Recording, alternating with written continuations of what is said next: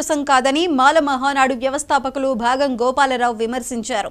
అన్నదమ్ముల్లా కలిసిమెలిసి ఉన్న మాల, మాదిగ, రెల్లి కులాలను వర్గీకరణ పేరుతో విభజించటం కేంద్ర ప్రభుత్వానికి సరికాదని గోపాలరావు అభిప్రాయపడ్డారు.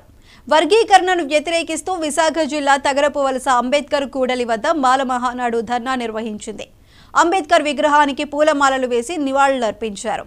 అనంతరం కేంద్ర, రాష్ట్ర ప్రభుత్వాలకు వ్యతిరేకంగా మాల మహానాడు నాయకులు నినాదాలు చేశారు.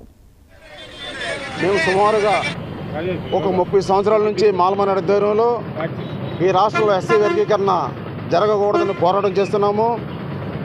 మాల మాదిగలు అందరూ ఒకే సమాజ వర్గానికి చెందిన వాళ్ళు. ఎవరు ఈనాటికి స్వాతంత్రం వచ్చి 70 సంవత్సరాలు అయినప్పుడు కూడా అభివృద్ధి నోచుకోలేని వాళ్ళు.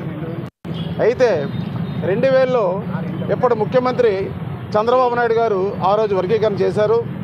దాని మీద మేము సుప్రీంకోర్టుకి వెళ్ళి సుప్రీంకోర్టులో మాకు మాల మహానాడు ఏదైతే అప్పీల్ చేశామో దానికి సుప్రీంకోర్టు వర్గీకరణ చెల్లలేదని జడ్జిమెంట్ ఇవ్వడం జరిగింది.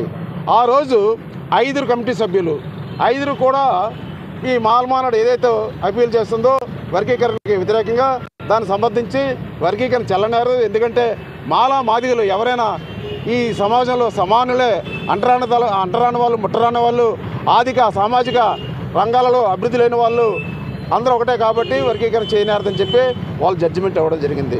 సుమారు 2004లో జడ్జిమెంట్ ఇచ్చిన తర్వాత 2004 నుంచి మళ్ళీ 2024 వరకు మేము చాలా ప్రశాంతంగా ఉన్నాం. ఎందుకంటే